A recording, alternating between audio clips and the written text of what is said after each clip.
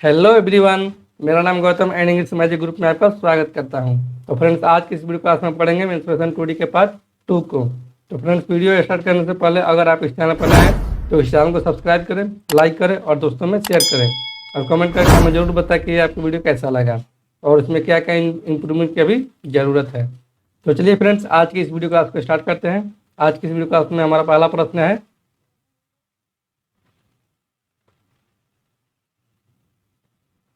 यदि एक तार को वर्गाकार मोड़ दिया जाए तो उस वर्ग का क्षेत्रफल 81 सेंटीमीटर स्क्वायर हो जाता है। तदनुसार यदि उस तार को अर्धवृत्ताकार मोड़ दिया जाए तो इस अर्धवृत्ताकार का क्षेत्रफल कितना होगा। तो फ्रेंड्स, जो तार की लंबाई होगी वही वर्ग का परिमाप होगा और जो वर्ग का परिमाप होगा वही अर्धवृत्त का परिमाप होगा। तो फ्रेंड्स, यहाँ पर निकाल लेते हैं। वर्ग का क्षेत्रफल दिया है, यानी कि वर्ग का क्षेत्रफल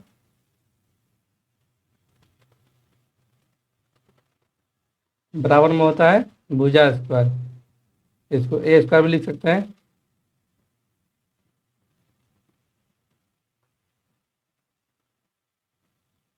यहाँ पर वर्ग का क्षेत्रफल कितना है, हमारा वर्ग का क्षेत्रफल है 81 बराबर भुजा स्क्वायर। यहाँ से हमारा भुजा बराबर आ जाएगा 9। तो फ्रेंड्स, यहाँ से हम वर्ग का परिमाप निकाल लेंगे। तो वर्ग का परिमाप कितना हो जाएगा, वर्ग का परिमाप बराबर होता है 4 गुने भुजा, यानी कि 9 इंटू 4 बराबर में यहाँ से हो जाएगा हमारा 36। जो वर्ग का परिमाप होगा वही अर्धवृत्त का परिमाप होगा। तो फ्रेंड्स, अर्धवृत्त का परिमाप निकालते हैं। अर्धवृत्त का परिमाप, अर्धवृत्त का परिमाप बराबर होता है, डायरेक्ट सूत्र से ले लेते हैं हम लोग फ्रेंड्स, 36r/7। ठीक है फ्रेंड्स, तो अर्धवृत्त का परिमाप कितना दिया है, ये 36 दिया है, क्योंकि जो वर्ग का परिमाप होगा वही अर्धवृत्त का परिमाप होगा। यहाँ से हम लिख लेते हैं 36 बराबर में 36r/7, यानी कि 36 से 36 कट गया तो r बराबर कितना गया हमारा, r बराबर में 7। इसका क्षेत्रफल पूछा है, यानी कि अर्धवृत्त का क्षेत्रफल। तो अर्धवृत्त का क्षेत्रफल होता है पाई r स्क्वायर बटा में 2। तो पाई का मान 22 बटा में 7 इंटू r स्क्वायर 7 इंटू 7/2। 7 से 7 ये कट गया और ये कट गया 11 बार में, तो कितना का हमारा एरिया 77। ठीक है फ्रेंड्स, 77 सेंटीमीटर स्क्वायर, इसलिए ऑप्शन ए को हम लोग टिक करेंगे। चलिए फ्रेंड्स, अगले प्रश्न की ओर बढ़ते हैं। अगला प्रश्न है, एक कमरे के चारों दीवारों का क्षेत्रफल 600 मीटर स्क्वायर है और उसकी लंबाई जो है उसकी चौड़ाई की दोगुनी है। यदि कमरे की ऊंचाई 10 मीटर हो तो उसके फर्श का क्षेत्रफल ज्ञात करना है। ठीक है फ्रेंड्स, तो फ्रेंड्स यहाँ पर मान लेते हैं कि चार दीवारों का जो चौड़ाई है वो b है, चौड़ाई जो है वो b है, तो लंबाई कितना हो जाएगा, लंबाई हो जाएगा चौड़ाई की दोगुनी है, यानी कि 2b हो जाएगा। ठीक है फ्रेंड्स, और कमरे की ऊंचाई कितना दिया है, कमरे की ऊंचाई दिया है 10 मीटर। तो फ्रेंड्स, चार दीवार के क्षेत्रफल बराबर में होता है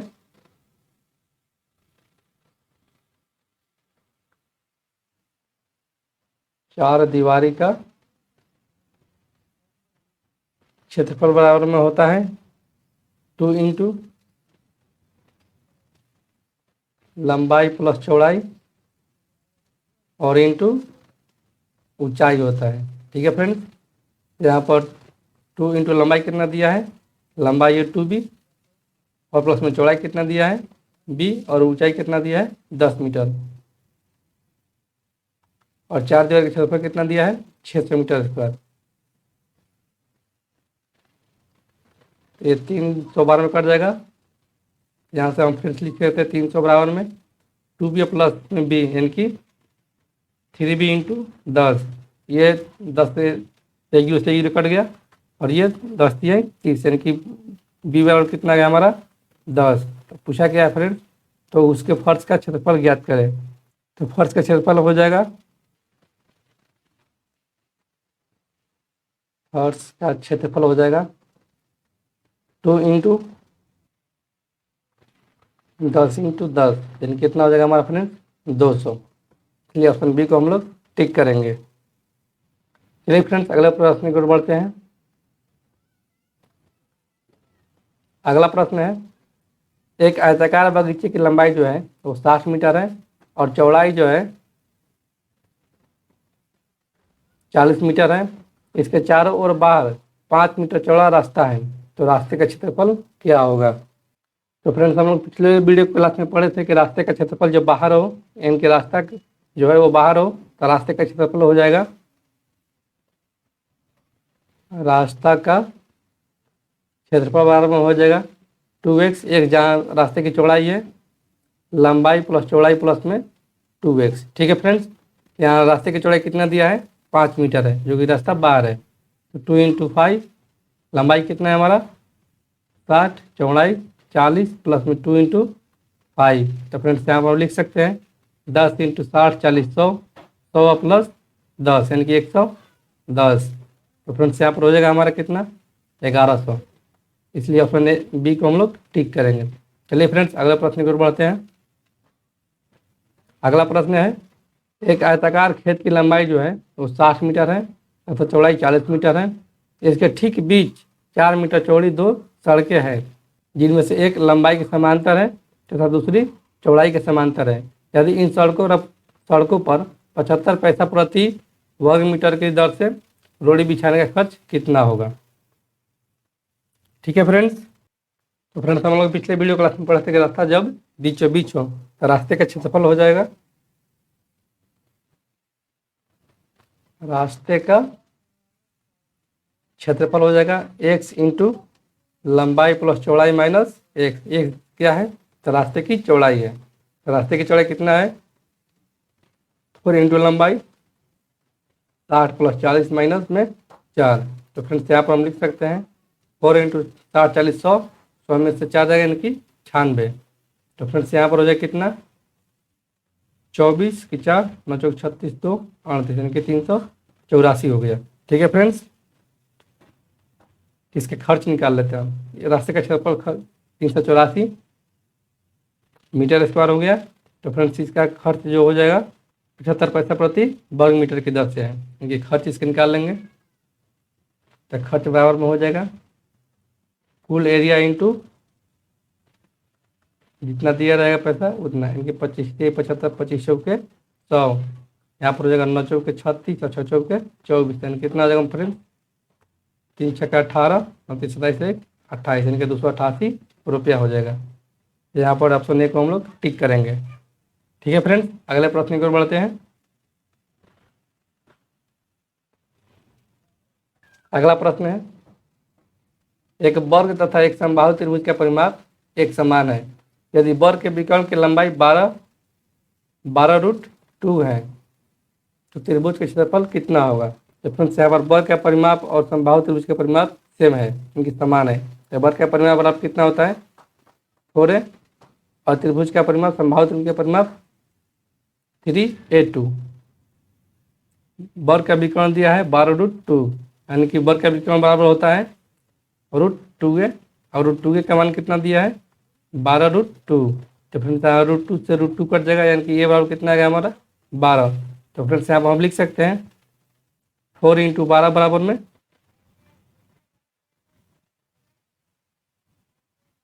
3a2। तो फ्रेंड्स यहाँ से कट जाएगा ये 3 चौके 12, यानी कि a2 हमारा कितना आ गया? 16। ठीक है फ्रेंड्स, यहाँ पर पूछा त्रिभुज का क्षेत्रफल, तो समबाहु त्रिभुज का क्षेत्रफल बराबर में कितना होता है?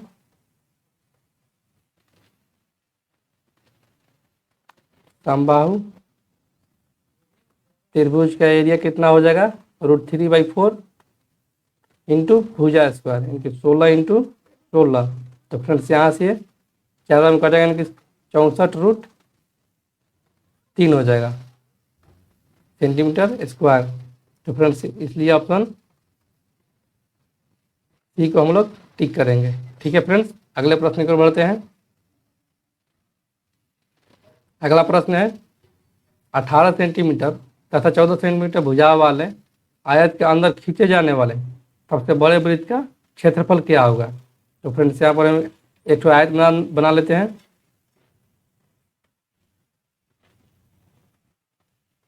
आयत हो गया जिसकी भुजाएं 18 सेंटीमीटर और 14 सेंटीमीटर है। इनकी 18 है और ये 14 है। तो फ्रेंड्स इसमें अंदर खींचे जाने वाले सबसे बड़े वृत्त का वृत्त जो होगा वो चौड़ाई के बराबर ही खींचा जा सकता है। इनकी ये टोटल कितना है हमारा हो गया ये डी, तो यहाँ से हमारा कितना हो गया ये आर हो गया, यानी कि ये आर हो गया। तो 2r बराबर हमारा कितना हो गया 14। तो आर बराबर कितना हम लिख सकते हैं फ्रेंड्स 7, क्योंकि ये जो लंबाई जो है वो चौड़ाई के बराबर है, इसलिए सबसे बड़े वृत्त का क्षेत्रफल बराबर में हो जाएगा पाई आर स्क्वायर। तो पाई का मान 22/7, आर का मान निकाले हम 7 × 7, क्योंकि 7 से 7 ये करेगा तो कितना गया फ्रेंड्स हमारा 154। इसलिए ऑप्शन ए को हम लोग टिक करेंगे। ठीक है फ्रेंड्स, अगले प्रश्न की ओर बढ़ते हैं। अगला प्रश्न है किसी समचतुर्भुज के एक विकर्ण की लंबाई जो है वो दूसरे विकर्ण की लंबाई का 80% है। यदि समचतुर्भुज के क्षेत्रफल x गुने दूसरे विकर्ण की लंबाई के स्क्वायर हो तो x का मान कितना होगा। तो फ्रेंड्स बोल रहा है कि एक विकर्ण की लंबाई जो है वो दूसरे विकर्ण की लंबाई का 80% है, यानी d1 जो है वो d2 का 80% है। तो फ्रेंड्स यहाँ से हमारा हो जाएगा 20 का 80 और 20 5 100। तो फ्रेंड्स यहाँ से हम लिख सकते हैं d1 बटा में d2 बराबर में 4/5। ठीक है फ्रेंड्स, और यहाँ पर दिया है यदि समचतुर्भुज का क्षेत्रफल इतना है तो समचतुर्भुज का क्षेत्रफल कितना होता है। समचतुर्भुज का क्षेत्रफल होता है 1/2 इंटू d1 इंटू d2, और ये कितना है x इंटू दूसरे विकर्ण की लंबाई का स्क्वायर। दूसरा विकर्ण कितना है हमारा 5,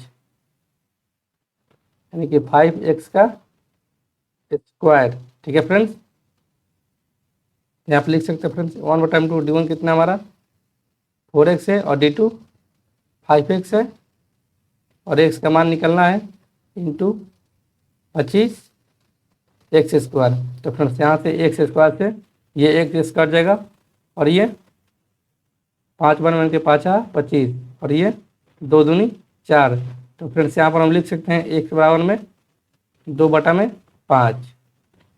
ठीक है फ्रेंड्स, इसलिए ऑप्शन ए को हम लोग टिक करेंगे। चलिए फ्रेंड्स अगले प्रश्न को बढ़ते हैं। अगला प्रश्न है एक समलंब चतुर्भुज का समांतर भुजाओं का अनुपात 3:5 है तथा इसके बीच की दूरी 12 सेंटीमीटर है। यदि इस चतुर्भुज का क्षेत्रफल 384 सेंटीमीटर स्क्वायर हो तो समांतर भुजाओं में से छोटी भुजा की लंबाई कितनी होगी। ठीक है फ्रेंड्स, समलंब चतुर्भुज का क्षेत्रफल होता है 1/2 समांतर भुजाओं का योग इंटू उनके बीच की दूरी। तो फ्रेंड्स यहाँ पर हो जाएगा समलंब चतुर्भुज का एरिया इनके क्षेत्रफल बराबर में हो जाएगा 1/2 उनके समांतर भुजाओं का योग, यानी कि 3x और 5x।